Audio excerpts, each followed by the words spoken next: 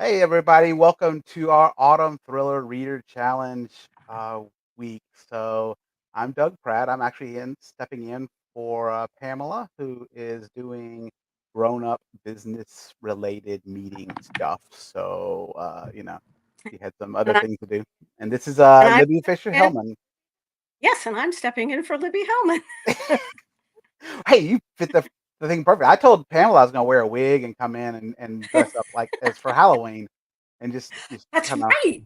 pull out all the stops, but, I couldn't find a wig that matched her hair color, so, Yeah, no. do this. Okay. Well, there we Well, we're go. we're excited to have Libby on to this week because we're gonna talk about our books, and for those people who are just joining us for the first time, this is the Autumn Thriller Reading Challenge, which we have 7 of us in this challenge with a lot of great thriller books, and, this week we're gonna highlight Libby's book, and what books do you have offered this week, Libby? Well, I have 2 books. One is A Bend in the River, which is historical fiction set during the Vietnam War, Okay. and it's Easy Innocence, which is a contemporary thriller, and it's the first book in my Georgia Davis series. And Georgia is a PI in Chicago, and she's a former cop, and she gets into some fairly gritty stuff. So, Ooh, awesome. Chicago fun, huh? Yeah. Are you yeah. from Chicago then? Well, I've lived here for over Lived 40 in years. Chicago? Oh, that's It awesome. depends who you ask. If you ask anybody that doesn't live in Chicago, I'm a native. If you ask people who do live in Chicago, You're you not didn't go to there, yeah. the South Side. You don't qualify. But what can I say? That's fair. That's alright. That's fun though. It's neat that you can bring in, like, the location and stuff that you're in, and I think that's awesome. Um, Yeah, I do. I do. And that was one of the fun things about writing a series. I mean, writing my other series is set in Chicago too. And actually all my historicals have at least one chapter set in Chicago. That's sort of my love song to Chicago. that's awesome. Well, Yeah. and if for those who are joining us, this is this great challenge, and we have lots of really cool prizes we're gonna be giving away. And, one of the really cool things you can do is if you're reading, this is basically just a reading club. You can hang out and talk online, and you can throw this, Autumn Thriller Challenge hashtag up, and by posting that hashtag, you basically enter the contest. So it's kind of a win-win. It's easy to do and a lot of fun. So we've had a lot of engagement so far. Yeah, Um, yeah. Goes for another 2 weeks, I think. And it then we does, up, yeah, and then we tally up who's done what and give away all the great prizes. right? So if you haven't signed up, definitely do so today. And That's you right. win. You never There's know. lots of opportunities. You can just show up on our this website here at the Autumn Thriller Challenge website, and you can see all the details you want. And so let's get back to Libby's book though. So tell me a little bit about what was kind of some of the inspiration for your especially let's talk about your gritty thrillers because that's really I like that kind of I like gritty and I like Yeah, uh, I don't. So I didn't have. That was sort of my inspiration. No, read before I even started writing. I was reading Ludlum. I was reading Ken Follett. I was reading um, all the male authors at that time. Most of them were British, and I don't you, we'll be giving Nick Harvey a little extra ego boost there with his British films. some some some of the novels were so good. I say and then I moved over to straight mystery as opposed to Right. and I was reading uh, why am I having the senior name? James. Oh, come on, Alifair's father. Oh, James Lee Burke. Yes. Thank Yes. you. You're welcome. Yeah. Alifair's father. Hi, Alifair. Tell me Alifair, yeah, Alifair, yeah, just good just call that's her out. Call him out. Anyway, I would say to myself, if I could write a paragraph as beautiful as James, oh, yes, James Lee is man, and then I would also read books that were so bad. I'm not going to say whose, but I'd throw them against the wall and I say, I can do better than that. And life kind of put me at a crossroads and I decided to try. And after a few stumbles, I got published. But I always knew that I was going to have a lot of suspense in my. right, I always knew they were going to be thrillers because those were the kinds of books that, I'd stay up until 4 o'clock in the morning reading. So right, absolutely, yeah. it is a wonderful thing. And I thank you. Oh, So what is your a little bit about your process then when you're writing? Like, do you are you one of those pantser? I am not. Yes, I am a pantser. I Okay, cannot write for. I did my first couple books, which were never published, and there's a reason why. It's probably because I outlined. And my editor at the time said, what you're doing is writing the outline. You're not writing a story. And so she said, she said, just get in a room, get two characters in a room. They're going to have a fight. They're going to have an argument and write it. And I did. And it was like such liberation.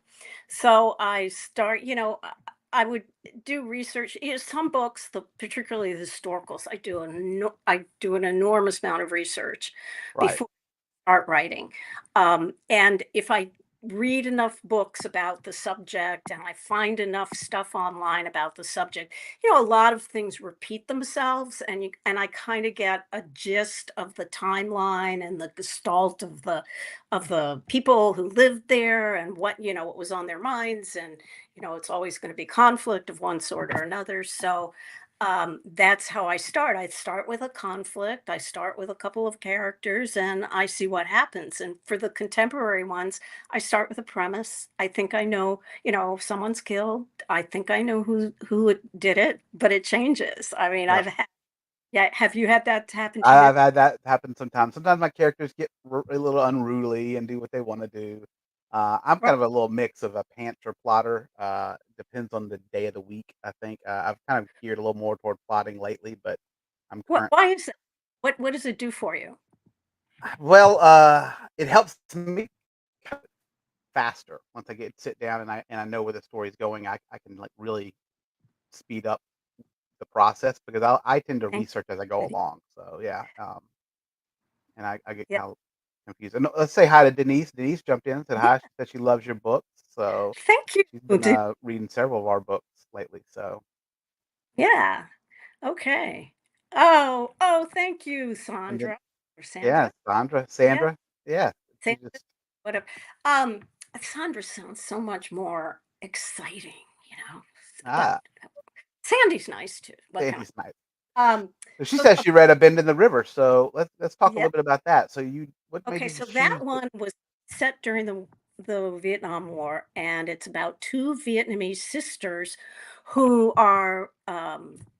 live in a village, and their village is strafed and burned down by the U.S. Army, and they're the sole survivors, and they steal a sampan and they make their way to Saigon, and one becomes a bar girl because she's very pretty and she's very she's sort of 16ish and very full of herself, and the other one, the older, Sandy, okay, Sandy? uh, It's always and good to know. We can throw in real time. That's why I love this. the other sister joins the Viet Cong, and oh, i Oh, I did have to have a sad ending. oh, Look, I mean, and it follows their parallel lives during the war actually from 1968 until the end of the war. And they both, do they get out of Vietnam, and they're estranged through most of the book, which was good because I could cut from one to the other and have, different stories. And they did. And they both had, I started out not liking the younger girl, the one that became a bar girl, and really kind of identifying with the one that fought for the rebels. right. And halfway through, that kind of switched because I made the young girl, whose name was Mai, go through a lot of stuff. And she did it really well. She was brave and she had courage. And her sister was also brave, but in a very different way. Right. And so I ended up loving them both. And it made it really fun to write, really a joy to write. Although, and I equivocated a lot at the end. I they both thanks, Teresa.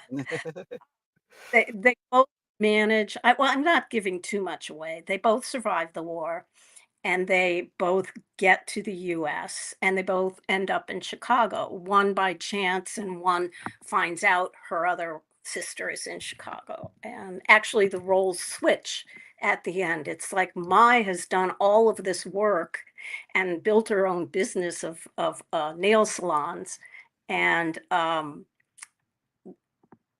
Tom, who was the one that fought for the Viet Cong, doesn't have anything. Right. So kind of reversed in terms of who's got the power in the relationship. So it was really Yeah. one of my better books, I think. Um, and then yeah, well, Yeah. it's a Peggy says, yeah, she said that would be a good one to read for her area. Yeah. the ebook is discounted for this challenge to like 3.99. So Oh, it's that's a great deal. Yeah. yeah, I did And do then that. are And I you're available on Kindle Unlimited as well, or no? no, I'm wide No, now. she's wide, so she's wide. So it is 3 it's still 3.99. It's Yeah, but cheaper than a cup of coffee. yeah, I'm still it's all 3.99 anywhere you get it. And so That's is great. so and that's going to go away November 15th. So just so you know. Okay. Well, and remember that if you have any questions, you can go to the website. You can find our FAQs. Like I said, there's some of the prizes. We have a $200 gift card. We're gonna be doing some signed books. A lot of other neat prizes. You know, yeah, Yeah, pretty $200 awesome. gift card, some signed books, some signed paperbacks, your choice of a couple books. It's Oh, and Nick Harvey showed up finally. Look at him. So, thought you were too busy, but I still oh no, love it's you. okay. Yeah, yeah, I'm glad. Yeah. So what books do you have in there, Doug? So I know I have Diamond Reef and Dark Key, which follow they're in my that's Chase right. Gordon series, and they're the first two books in the series. They're a great entry point for them, and it's mine take place either in Florida or the Bahamas. I like to call it Jack Reacher on a boat. He's a That's good. Marine veteran who lives on a boat and he's retired, and he just Yeah, finds a lot of trouble. So yeah. usually a Oh, lot of fun. So I've been enjoying this challenge. It's been great working with everybody and getting to chat with new readers and stuff. It's yeah, been a lot of fun. You know, I think yeah. that It's been fun to get to know the other authors. absolutely, yeah. I think this is a neat thing to do, and like like I said, I'm been looking into your books. I'm really gonna read the Chicago one because I love well, you know, It's I about do have a question. Do you have any pizza in there, or is that do you get to pick which oh, side? but I mean, deep dish isn't all it's cracked up to be. So, I mean, Oh, the lovers in Chicago go with, but they have these tavern pizzas where they cut them yes. squares rather than, pie shaped. It's fine. Yes. We do get a lot of that here in Memphis, so it's kinda neat, Oh, okay. You're but in yeah. Memphis. I am in Memphis, yes, so, yeah, Oh, okay. so All right. I wanna Uh, admit she's Denise, it's a nice thing about my book, which is very nice. Thank you so much, uh, Denise. I've been awesome having you read some of those. oh, Dark Day. Chase had to Yeah. go. Not bad guys. Good Yeah, book. my books do have a lot of killing in them, so that's usually it's, I only the but bad guys, yeah. yeah, yeah. Let's see. Easy Innocence is about high school girls and the lengths they go to be accepted by their peers. Oh, wow. It starts out in I don't know. We have maybe a few seconds left, a few We minutes got a left. couple minutes, yeah. About this is a long time ago, maybe 15, 18, maybe even 20 years ago. There was up here on the North Shore, on the North Shore, there's a school, and the junior girls would have what they called a powder puff football game with the senior girls every fall. And one of them got way out of hand, and the senior girls were really doing numbers on the junior girls. I mean, they were throwing feces at them, they were throwing shit, Wow, yeah. sorts of stuff at them. They were tripping them. They were being mean to them and everything. And six girls ended up in the ER as a result of it. It became a big scandal here on the North Shore for about a month. Like, who was going to take the blame? Who was accountable? Why weren't the parents and all that stuff? Anyway, so I took that one. Uh, oh, good. I'm glad. I took it to another degree and I said, well, what if someone had been killed? in the forest Right. preserve while they were doing this. A young girl, a teenage girl, and she is killed. And then we find out what she was really doing and what other girls on the North Shore were doing. And And Teresa's asked, "Are you writing anything now? What's next for you?" So, oh, I'm being so lazy. I no, I haven't no. written, and part of it's, I could say part of it's the part of it was the hack, part of it is the election, part of it was that it was a very somber book that I wrote, the not Bend, another one called Max's War. It's about World War II, and I just kind of needed a rest because I had done enormous amounts of Right. research. Yeah. So They can wear you out after a while. So yeah, that's yeah, I know what I'm going to write next. And it's a contemporary thriller, kind of like a Thelma and Louise type, oh, but the two women are wives of not a security firm, a hedge fund. Are oh. the wives? Their husbands ran a hedge fund that was accused of doing a Bernie Madoff. So That'll be good. That'll be good. We're looking forward to that then. Well, for yeah, everybody else, it's been great talking to you, Lee. But for everybody else, remember to go visit us at the website there, and Autumn Thriller Challenge.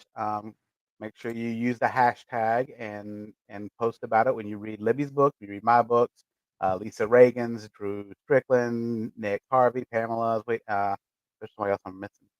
And then Drew, Drew Drew Strickland, Lee yeah, Reagan. You say her? Yeah, you. Lisa Reagan, and one more. Who was it? Oh, Oh, it's, Denise Grover Swank. I forgot about her, but sorry, oh, Denise. Love you. And I think she's on next week, so yes. So anyway, but post about it on the media, and we are so excited you guys came along, and thank you for putting up with me. I'm not quite as good looking as Pamela, by a long shot, you'll so you'll you're fine. alright. Well, thank y'all very much, and we'll tune in next week, and we'll see y'all then, so Okay.